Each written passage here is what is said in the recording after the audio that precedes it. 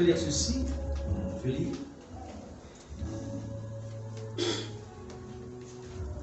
Ne dites-vous pas qu'il y a encore 4 mois jusqu'à la moisson? Voici, je vous le dis, levez les yeux et regardez les champs qui déjà blanchissent pour la moisson. Wow. Le Seigneur ici, il interpelle ses disciples et il dit, regardez les champs qui déjà blanchissent pour être moissonnés. Comme pour dire, nous sommes dans une période, comme disait Jésus ici à ses disciples, où il va falloir que vous vous y mettiez parce que le fruit est mûr. La moisson. Moissonner ici signifie aussi donc venir récolter. Alléluia. Pourquoi la saison? Pourquoi une saison pour moissonner? Pourquoi Dieu nous dit que nous sommes entrés dans la saison de la moisson? Pourquoi le dit-il à l'église? Parce que Dieu travaille avec le temps. Ésaïe 49, verset 8. Puisque nous avons notre lectrice Céleste qui est là, elle va nous lire, elle va m'aider ce matin. Ésaïe 49, verset 8. Ésaïe 49, verset 8, je lis la parole de Dieu. Ainsi parle l'Éternel. Au temps de la grâce, je t'exaucerai. Et au jour du salut, je te secouerai. Je te garderai et je t'établirai pour traiter alliance avec le peuple, pour relever le pays et pour distribuer les héritages désolés. Amen. Amen. Merci. Ancienne Sarah. La Bible dit, ainsi parle l'Éternel. Au temps de la grâce, je t'exaucerai.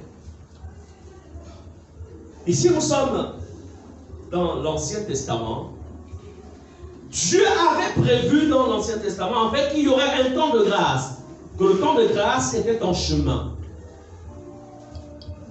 Alors, tant que ce temps de grâce n'était pas encore là, il ne pouvait pas y avoir manifestation ou exaucement. Lorsque le temps de grâce arriva, alors la promesse devait se manifester. Alléluia. Au temps de la grâce, je t'exaucerai. Dieu travaille avec le temps. Dans vos vies. C'est pourquoi le Seigneur nous demande d'avoir ce qu'on appelle une relation personnelle. Vous savez, dans l'Ancienne Alliance, le Saint-Esprit n'était que sur trois catégories de personnes. Il y avait le roi, il y avait le prophète, il y avait le souverain sacrificateur. Alléluia. Amen. Et laissez-moi vous dire que le Saint-Esprit n'était pas en eux, il les couvrait seulement. Alors, aujourd'hui, le Saint-Esprit, qui est la troisième personne de la divinité, est à l'intérieur de nous. C'est pourquoi ceux qui ont souvent 4 yeux, quand ils viennent me visiter, ils voient un feu qui brûle. En fait, ce n'est pas moi qui brûle. C'est notre Dieu qui est un feu dévorant qui brûle à l'intérieur de moi. Et ils vont dire, mais comment il est puissant? Non, ce n'est pas moi qui suis puissant. Je suis à l'intérieur de celui qui est puissant. Et c'est la même chose pour chacun d'entre vous, moi pour ceux qui marchent dans la sainteté. Amen. Le Saint-Esprit, je suis un véhicule du Saint-Esprit. Est-ce que tu peux dire, je suis un véhicule du Saint-Esprit? Je suis un véhicule du Saint-Esprit.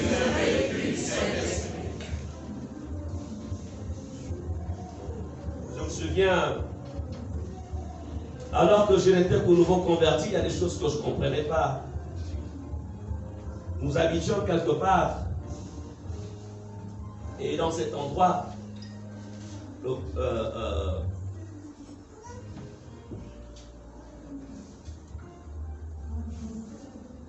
non, c'est lorsque j'étais à Angelé. Là, ça vient. J'étais un pasteur Angelé. Et puis, nous étions allés évangéliser dans un banja. On va dans un banja. Vous savez, à l'époque, c'était vraiment, c'est très fort. Hein? Donc, on arrive, on rentre dans le banja. La Ngangares, elle est là. On rentre, on parle de Jésus. On parle. My God, tu rentres dans le territoire d'autrui. C'était au fin pour le Bingoma, pour ceux qui connaissent une journée. Et puis après, la Ngangares, là, quelques semaines après de me visiter, elle vient vers les 17h comme ça. Oui, je veux voir le pasteur. Oui. Elle vient avec sa fille. Sa fille qui avait des soucis de santé, bien sûr. Elle dit, je suis allé dans toutes les églises, mais le feu qu'il y a ici, là, ça n'existe nulle part ailleurs. Déjà, je me dis, comment elle voit que là, moi, je ne voyais pas le feu. Mais comment elle a dit que, donc, ça veut dire que quand elle est venue là, elle a tronçonné quoi. Amen. Elle a vu le feu. Alléluia. Amen. Et sa fille qui était en fait, qui avait un souci de santé, qui était en fait un peu problème d'ordre mentaux, elle veut que moi je traite ça. Le Seigneur me dit, il ne faut pas aller là-bas. Je te parlerai lors de traiter ce dossier.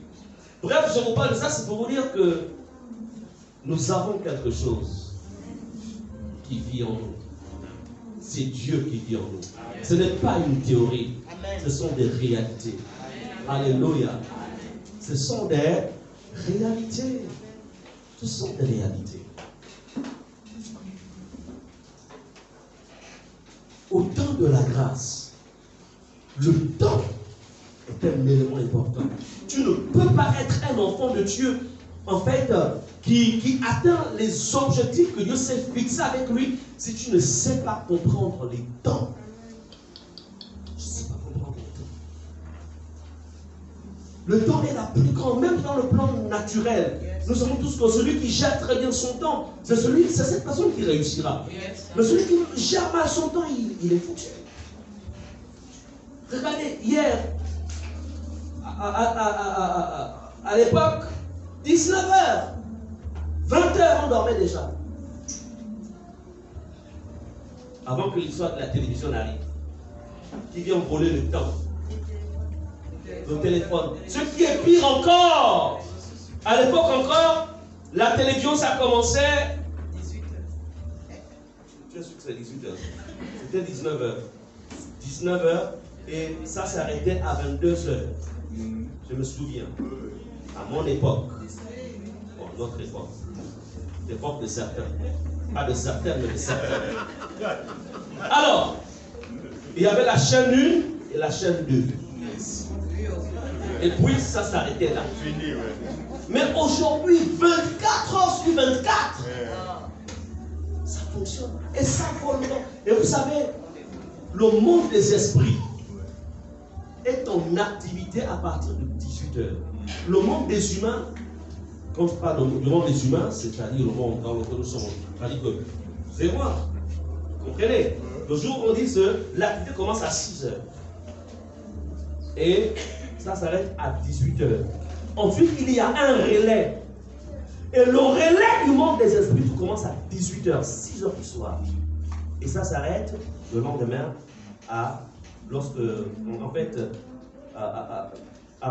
avant que le soleil ne paraisse. Mais regardez ce qui se passe. Le diable qui connaît la notion des temps, qu'est-ce qu'il fait? 21h, on est là devant la télévision. 22h, on est là devant la télévision. 23h, après la télé, c'est maintenant quoi? Réseaux sociaux. Quoi c'est? WhatsApp. L'autre c'est quoi? Facebook. L'autre c'est quoi?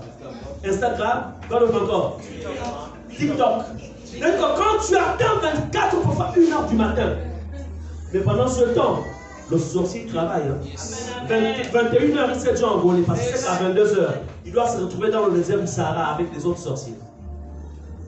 Ou il doit se retrouver, en fait, dans le triangle de Bermude, en dessous là-bas. Toi, tu es là, TikTok. Et seulement 2h du matin, tu sens quelqu'un qui est en train de t'arracher au pied.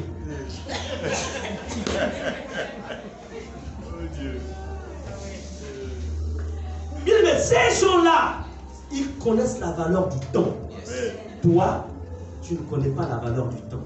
C'est pourquoi Satan vient te voler ton temps. Tu ne peux pas être mature spirituellement si tu ne sais pas gérer ton temps. Tu ne peux pas non plus réussir aux examens si tu ne sais pas gérer ton temps. Dans toutes les deux dimensions, la gestion du temps est importante. Est-ce que nous sommes ensemble? Amen.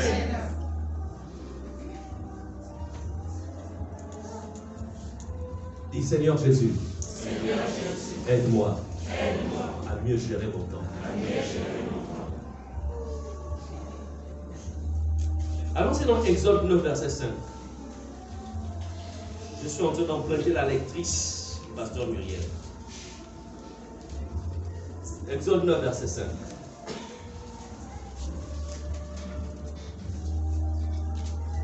David déclare: L'Éternel fixa le temps et dit: Demain, l'Éternel fera cela dans le pays. Amen. Amen, merci. L'Éternel fixa le temps. Et il dit, demain, l'Éternel fera cela dans le pays. Écoutez, le temps de Dieu, il existe deux formes de temps. Il y a le temps chronos. Par exemple, on dirait il est quelle heure? On dirait il est 10h29. Et on se dit, bon, à 14h, j'ai rendez-vous avec quelqu'un. Ça, c'est le chronos.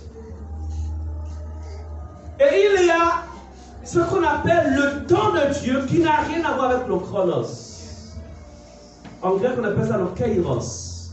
Le temps de Dieu. Donc ici, quand il est dit, l'Éternel fixa le temps, ce n'est pas par rapport à l'heure, mais c'est par rapport en fait à la période qui avait été déjà prévu ou arrêté par le Seigneur. Tant que cette période n'est pas encore là, tu peux jeûner, tu peux prier, tu peux aller dans le désert pour une retraite de on ne sait pas combien de temps. Ça rien ne se manifestera. Mais c'est toujours important de préparer par l'arrivée de la manifestation du temps de Dieu, c'est toujours important. Mais quand pour lui, vous avez des gens qui disent, mais pasteur, je ne comprends pas, j'ai jeûné, j'ai prié, j'ai tout fait, mais pasteur, rien ne se passe dans ma vie. Non, c'est bien que tu aies jeûné, c'est bien que tu aies prié, mais la réalité c'est que ton kairos arrive. Amen. Alléluia. Ce temps arrive. Dieu, il est le Dieu des temps. Donc quand il parle de la moisson, quand il parle des saisons, il sait pourquoi il le dit. Nous sommes dans le temps de moisson, temps de saison. Il sait pourquoi il le dit. Il sait. Alléluia. Bien-aimés, je pense que nous avons... Madame, la diaconesse Boussougou, viens avec le bébé.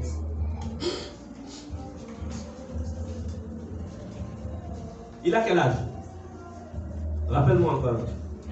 Non, viens ici. Hein? Il a 1 an. Vous pensez que... Lui, il s'appelle Israël aussi, non? C'est Israël, non? Vous pensez que cet enfant il maîtrise le temps? Là, il est quoi? Il est bébé, non? Il est encore bébé, non?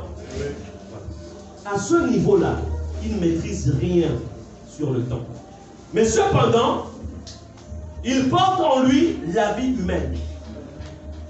Alléluia. Amen. Quoi qu'il ait la vie humaine en lui, mais il ne connaît rien du temps. Par contre, la maman comprend la notion du temps. Pourquoi? La maman aussi, elle est passée par cette étape.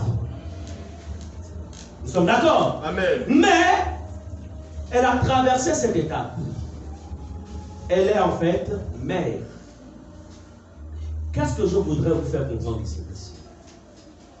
En fait, dans la vie chrétienne, il y a la notion des grades. Tout le monde peut être enfant de Dieu, tout le monde peut être chrétien, mais il y a des grades.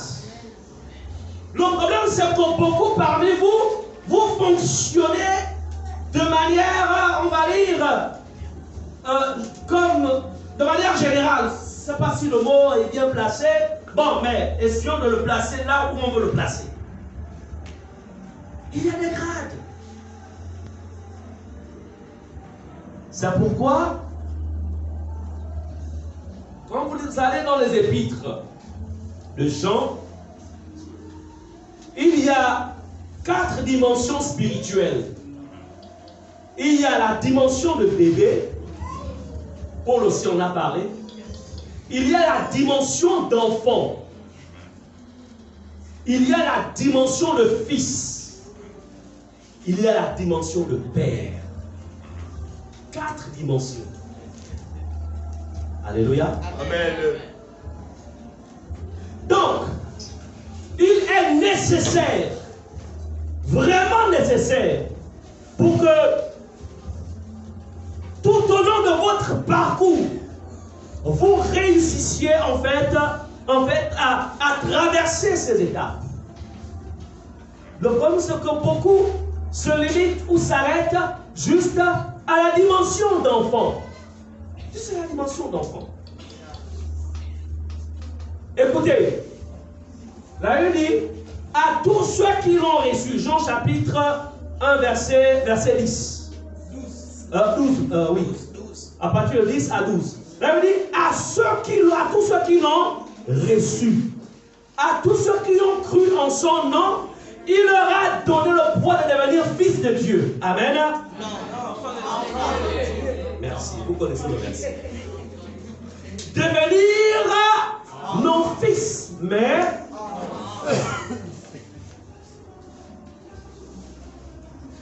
maintenant il y a un travail à faire.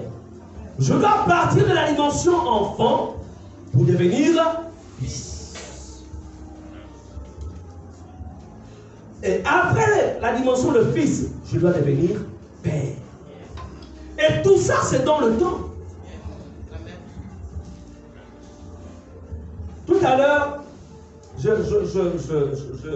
on a pris l'exemple du bébé. La taille qu'il a, c'est la taille d'un enfant de 1 an. Dans 5 ans, il n'aura plus la même taille. Nous sommes d'accord. Il va y avoir, c'est-à-dire que sa croissance va être perceptible. Mais s'il y a un souci, les parents se diront, non, il n'est pas l'enfant. Nous pensons qu'il y a quelque chose qui ne va pas dans l'enfant. Et qu'est-ce qui va se passer? Ils vont aller vers un spécialiste. Est-ce que nous sommes d'accord? Pour essayer de comprendre, mais pourquoi ceci, pourquoi cela? Il y a des chrétiens, en fait, qui ne se soucient pardon pour moi, de leur santé spirituelle. Qui ne se soucient pas de leur croissance spirituelle. Non. Tu ne peux pas avoir 5 ans en Christ, 10 ans en Christ et fonctionner comme un bébé. Tu ne peux pas. Il y a problème. Attendez, c'est-à-dire que même sans être pasteur, ça fait 34 ans que je suis en Christ. Et ensuite, vous allez me voir, bon, pas moi, mais l'autre, dans on appelle ça comment, dans un bistrot, même si c'est le frontal que je suis en train de voir, vous direz, attendez là. C'est vraiment lui. Nous sommes d'accord? Je n'ai pas la bière, hein? Mais juste le frontal. Le point, c'est que c'est le lieu. Le lieu ne sied pas avec mon identité, mais surtout mon niveau de croissance. Yes. Non, il ne peut pas être là. Ça ne peut pas être lui. Est-ce que nous sommes d'accord? Écoutez, c'est une vie que nous portons. La vie chrétienne, elle est réelle. Elle est réelle. Est-ce que nous sommes d'accord? Amen.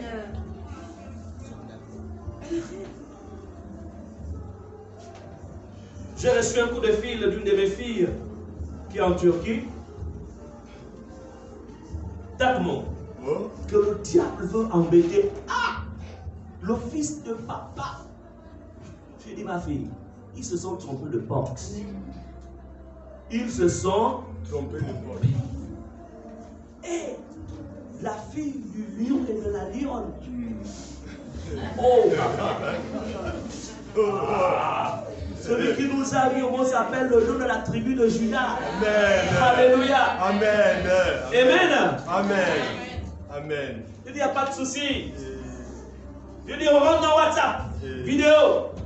On va utiliser le canal des ondes. Amen. Et j'ai donné des instructions. On a prié. Là, je vais me l'appeler pour avoir des résultats. Amen. Amen. Le diable est terrible, là. Satan, c'est un bandit. Amen. C'est vrai.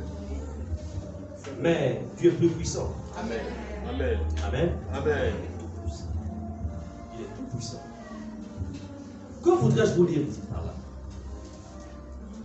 Je voudrais vous dire que veillez, vous ne pouvez pas avoir la notion des temps et des saisons. Vous ne pouvez pas comprendre la notion des temps et des saisons si vous ne veillez pas sur votre niveau de croissance. Amen. Vous devez savoir où, Amen. à quel niveau suis-je avec mon Dieu. À quel niveau?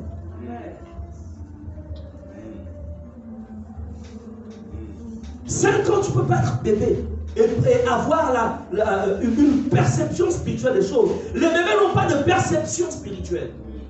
Vous avez déjà vu, en fait, avez-vous déjà vu, en fait, un parent normal confier sa voiture à un enfant de 12 ans pour dire, va me faire des courses là-bas. Il dira, quand tu seras majeur, tu feras le permis et à partir de là, tu pourras... Et même là, si c'est un enfant bouloir, on dit comment bouloir l'enfant?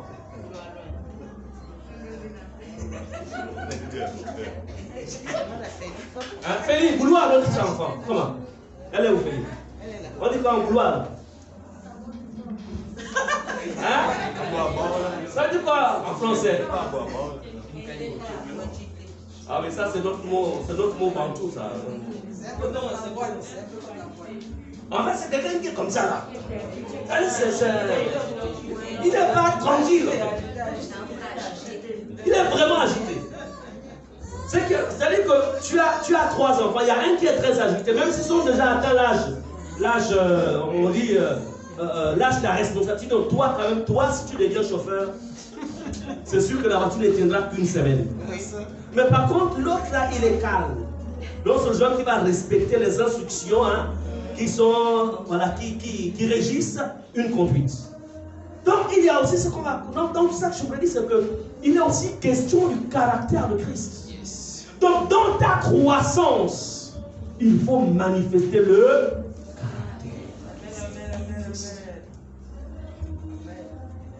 bien-aimé, ce n'est pas le nombre d'années qui fait de toi en fait un homme ou une femme ancrée en Christ, mais c'est ton degré d'obéissance.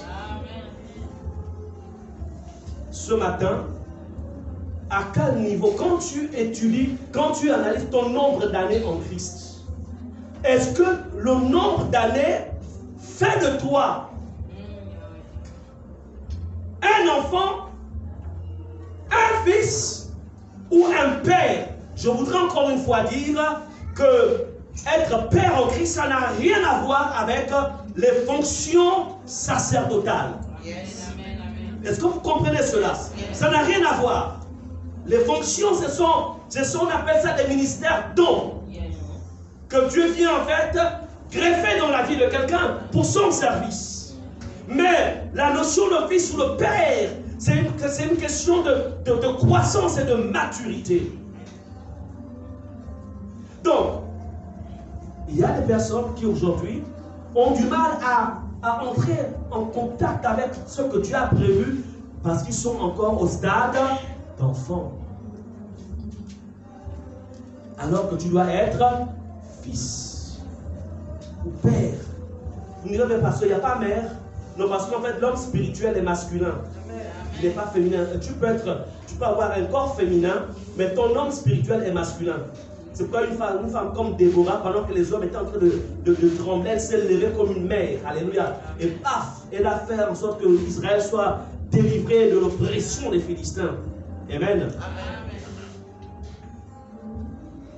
Durant ta marche en Christ, il te faut traverser les 4 dimensions selon le temps prévu par le Seigneur. Il te faut traverser les 4 dimensions. Tu dois dire, je veux monter plus haut. Amen. Alléluia. Amen.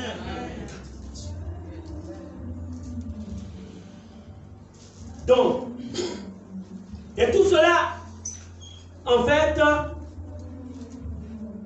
se retrouve dans ce qu'on va appeler un espace de temps. Si pendant cet espace de temps, tu ne travailles pas à cela, c'est là où certains se retrouvent dans ce qu'on va appeler une forme de rétrogradation. C'est-à-dire, ils rétrogradent, ils sont fatigués de la vie chrétienne, ils disent, qu'est-ce que ça me donne même tout ça? En fait, écoute, vous pensez que un enfant de 18 ans qui se trouve au CM2, attendez, vous pensez que cet enfant-là va avoir le goût de l'école? 18 ans, il est au CM2.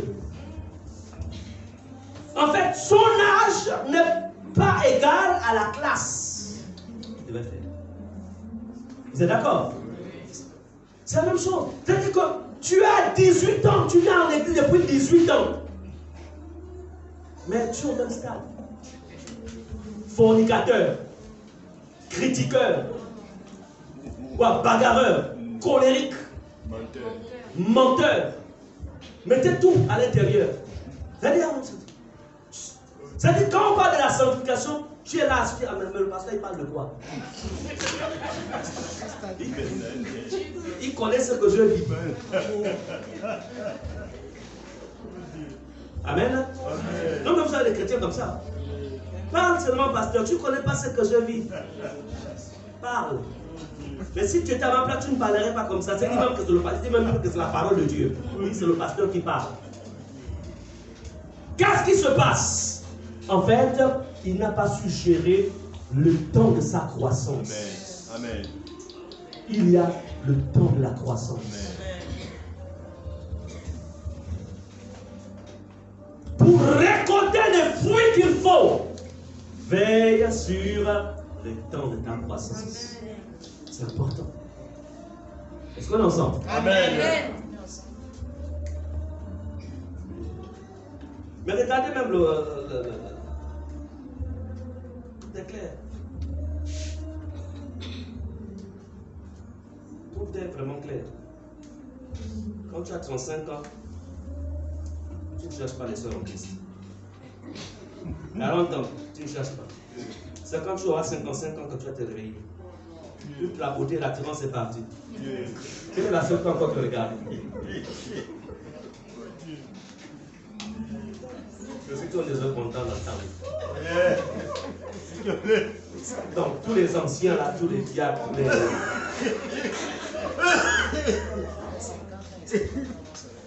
Hein? 50 ans, vous se regardez. D'accord. Mais moi, je pars qu'on me garde jusqu'à 50 ans sans les. Donc, tout est clair. C'est le temps. Le temps. Aide-moi à gérer mon temps. Aide-moi à gérer mon temps. Aide-moi à gérer mon temps. Je parlais avec je conseillais un frère en Christ. Je dirais, frère, ne deviens pas le grand-père de tes enfants. Parce que quand tu as, vous savez, la génération, ça arrive, première génération, 40 ans. Quand tu arrives à 40 ans là, tu rentres maintenant dans l'autre génération. C'est là où en fait, 40 ans, c'est là que tu te maries. Bon, quand les enfants sont bébés, là, enfants, là, il n'y a pas de souci. Hein. Ils sont très 5 ans, il n'y a pas de problème. Mais quand ils commencent à avoir 12 ans, là, toi, Donc, quand il a 12 ans, toi tu as 62 ans. Mais c'est ça, non? C'est pas ça, tu calcules. Est-ce que c'est pas ça? 40 ans, tu te maries à 40 ans. Quand l'enfant a 12 ans, c'est-à-dire qu'il rentre dans l'âge de la puberté. Hein, c'est ça, non? Donc là, il lève l'œil vraiment, il faut me donner l'esprit. Quand tu dis, mon fils, c'est comment? Ce ne sont pas les rois que je t'ai montrés. Tu es devenu grand-père. Mais on parle de ça. Donc le frère Crétable là, faites attention. Non mais je vous dis, c'est la vérité. Hein. Mais écoutez, moi, mes mamans sont là. Quand je vois un peu la main dans les mamans, comment ils nous ont levé, nous les aînés là. Ah! Mais c'était vraiment la loi. Donc. Et puis quand tu vois comment elle fonctionne avec les délais. Ah! My God. Ah, la tigresse a perdu ses griffes. Mais c'est pas de sa faute, c'est l'âge. Il y a l'âge de l'art où en fait on a la force pour dresser, corriger, pour donner une éducation. Amen. Et ensuite, il y a un moment où tu ne fais plus les enfants. Amen. Tu gères l'existant. Amen. Amen. Et quand on manque de gérer l'existence, c'est là que tu rentres dans les choses de la vie. Amen. Amen. Amen. On va avoir des séances de combat spirituel pour chasser. D'abord avec les frères. Combat spirituel ici, là. Ensemble.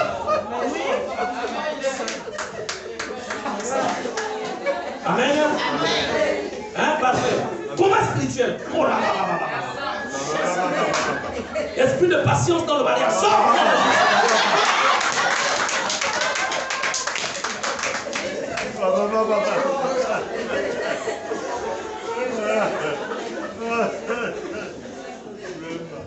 Ok.